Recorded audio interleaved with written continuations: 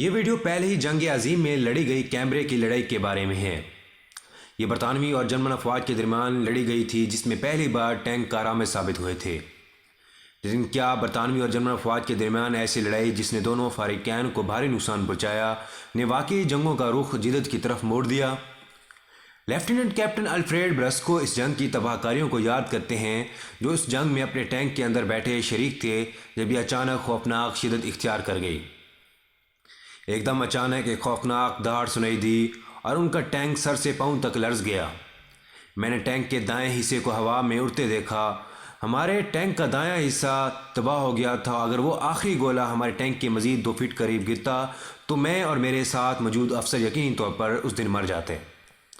وہ بتاتے ہیں کہ ہمارے سیدھے ہاتھ پر جو ٹینک تھا اس کو بم لگا اور یہ آگ کی شعلوں سے روشن ہو گیا۔ میں نے صرف ایک شخص کو اس کے سائیڈ ڈور سے نکلتے دیکھا۔ ہمارے بائیں جانب جو ٹینک تھا اسے بھی نشانہ بنایا جا چکا تھا، لیکن اس ٹینک سے میں نے کسی کو باہر نکلتے نہیں دیکھا۔ یہ برطانوی فورسز کے لیے ایک دردناک اقدام تھا کیونکہ وہ 6 گھنٹوں میں اتنی پیش قدمی کر چکے تھے جو اس قبل کسی جنگ میں 3 ماہ میں بھی نہیں ہوئے تھی۔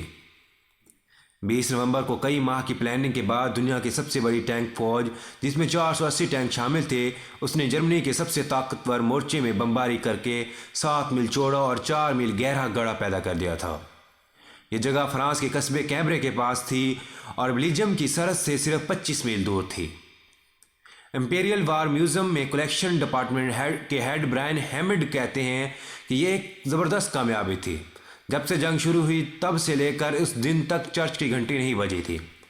وہ مزید بتاتے ہیں کہ وہ ٹینک جو کہ تاریخ میں پہلی بار اس جنگ کے شروع ہونے سے صرف 14 ماہ پہلے استعمال کیے گئے تھے بھروسہ مند نہیں سمجھے جاتے تھے کیونکہ پچھلے میدان جنگ کے کیچڑ میں وہ اتنے مؤثر ثابت نہیں ہوئے۔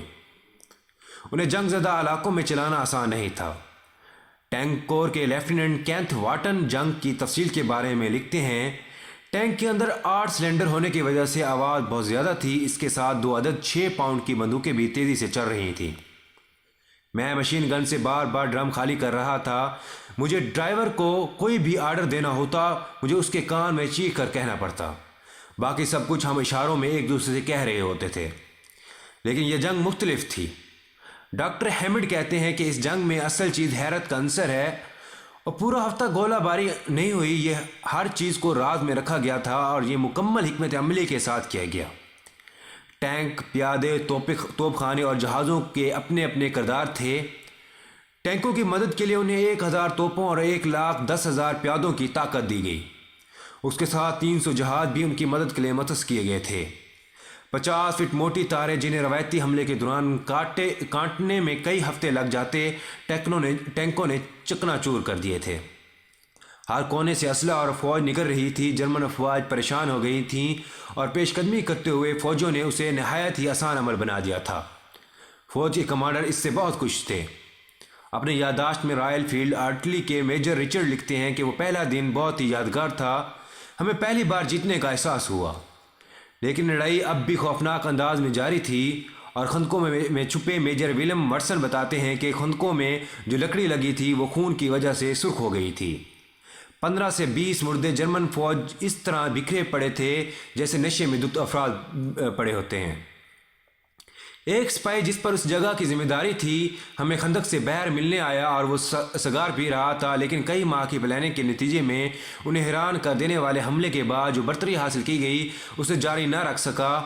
ٹینک خراب ہونا شروع ہو گئے اور فوجی تھکنا شروع ہو گئے۔ 6 سال تک ایک شخص نے کیمبرے میں استعمال ہونے والے ٹینک کی تلاش کی۔ یہ ٹینک اس جنگ کی قیمتی یادداشتوں میں سے ایک ہے۔ اس جنگ کے بعد یہاں ایک گاؤں آباد ہوا جس کے قریب سے ڈیبرا نامی ٹینک ملا جو کہ ان 40 ٹینکوں میں سے ایک تھا جو جنگ کے دوران تباہ ہوئے۔ یہ ٹینک فلپ نے دریافت کیا۔ کیمبرے میں رہنے والی فلپ بتاتے ہیں کہ ایک بوڑھی عورت نے مجھے بتایا کہ قریبی گاؤں میں جنگ کے بعد ایک ٹینک دفن ہوا پڑا ہے۔ بس پھر میں نے اسے ڈھونڈنے کی ٹھانی۔ میں نے ہر جگہ اسے تلاش کیا۔ میں شکار کرنے گیا، مچھلیاں پکڑنے بھی۔ میری بیوی بھی مجھ پر شک کرنے لگی۔ میں نے فضا سے بہت سی تصویریں لیں اور زمین کے اندر بھی کھدائی کی، جس سے یہ پتہ چلا کہ آخر مجھے جانا کہاں ہے۔ جس دن ہمیں ڈیبرا نامی ٹینک ملا ایسا لگا کہ کوئی مقدس مزار مل گیا ہے۔ یہ اس جنگ کی ایک نشانی تھی۔ یہ ایک لحاظ سے ان سارے لوگوں کو خراج تحسین تھا جو اس جنگ میں شامل ہوئے۔ تاریخ دان جان ٹیلر نے اس پر تحقیق کی اور انہیں یہ پتہ چلا کہ 20 برس کے فرینک ہیپ اور اس جنگ میں زندہ بچ گئے اور انہیں فوجی آزاد ملٹری کراس بھی ملا، لیکن لندن سے تعلق رکھنے والے 20 برس کے جارج فٹ، 25 برس کے ولیم گلوئے، کیمبرج سے 20 سال کے جوزف شارٹن اور 3 بچوں کے باپ 36 برس کے فریڈ ٹپنگ کی ہلاکت آگ کے شعلوں میں ہوئی۔ یہ سب اپنے ٹینک تباہ ہو جانے پر مارے گئے تھے۔ مسٹر ٹیلر کہتے ہیں یہ ضروری ہے کہ ہم ان عام شہروں کو لوگوں کو یاد کریں جنہوں نے انتہائی محدود حالات میں ناقابل یقین کارنامے انجام دیے۔ اس جنگ کی یادگار ڈیبرا نامی یہ ٹینک اب ایک میوزیم میں موجود ہے۔ اس جنگ کی 100ویں سالگرہ کے موقع پر اسے عام لوگ دیکھ سکیں گے۔ ڈاکٹر ہیمنڈ کہتے ہیں کہ جرمن فوج کے پاس اپنے ٹینک نہیں تھے جب وہ ابتدائی طور پر چونک گئے تو اس کے بعد انہوں نے بہادری سے لڑائی کی۔ ٹریک کے بیچ میں گرنیڈ پھینکے جا رہے تھے، رائفلوں سے فائرنگ بھی ہو رہی تھی اور فوجی ایک دوسرے کے اتنا قریب آ گئے تھے کہ لڑائی کے دوران بندوقوں کا رخ زمین کی طرف موڑنے کی کوشش کی جاتی۔ ایک اور ہفتے لڑائی جاری رہی، لیکن اس میں ہزاروں لوگوں کی جانیں گئیں۔ برطانوی فوج پچھلی بار کی جنگ کے بعد اتنی تھک چکی تھی کہ اس کے پاس اس تازہ جنگ کے لیے نہ اتنا فوج تھی اور نہ ہی اتنے ٹینک یا بندوقیں کہ وہ دشمن کی کمزوریوں کا فائدہ اٹھاتے۔ پھر 30 نومبر کی جرمن فوجوں نے آگ کے گولے پھینکنے والوں کے دستے کے ہمراہ حملہ کیا۔ 10 دسمبر تک دونوں طرف سے افواج نے کوئی خطرہ خواہ پیش رفت نہیں کی تھی۔ برطانوی فوج کے 44,000 فوجی ہلاک ہوئے، ساتھ ہی 180 ٹینک بھی تباہ ہوئے۔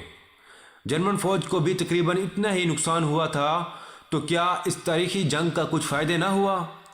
ڈاکٹر ہیمنڈ کہتے ہیں کہ حملے میں تازہ دم سپورٹ نہ ملنے کی وجہ سے فاتح فریق کا اندازہ نہ لگایا جا سکا، لیکن یہی وہ حکمت عملی تھی جس کی وجہ سے 1918 میں مغربی محاذ پر جرمن فوج بکھر گئی، یعنی یہ حکمت عملی بعد میں جرمن فوج کو شکست دینے میں استعمال کی گئی۔ یہ جنگ کی تاریخ میں ایک کارنامہ ہے، یہ اچانک کیے جانے والے حملے کے مؤثر ہونے کا ثبوت ہے۔ ہر ہتھیار کو اس مقصد کے لیے استعمال کرنا جس کے لیے وہ بنا گیا ہے، یہ حکمت عملی گلف وار میں بھی استعمال ہوئی۔ اب ایک ایسا وقت جس میں مشین گن، خاردار تاریں، توپ خانے اور خندقوں کی تعداد سے جنگوں کے فیصلے ہوتے تھے، اختتام پذیر ہو چکے ہیں۔ اب میدان جنگ میں ٹینک فتح کا اعلان کرتے ہیں۔ اب تک کے اتنا ہی، امید ہے کہ آپ کو ہماری ویڈیو پسند آئی ہوگی۔ اگر آپ کو یہ ویڈیو پسند آئی ہے تو ہمارے چینل کو ضرور سبسکرائب کریں اور ساتھ ہی بیل آئیکن کے بٹن کو دبا دیں تاکہ ہماری نئی آنے والی ویڈیوز کی نوٹیفیکیشن آپ کو بر وقت ملتی رہیں۔ اس کے ساتھ میں اجازت چاہوں گا، والسلام۔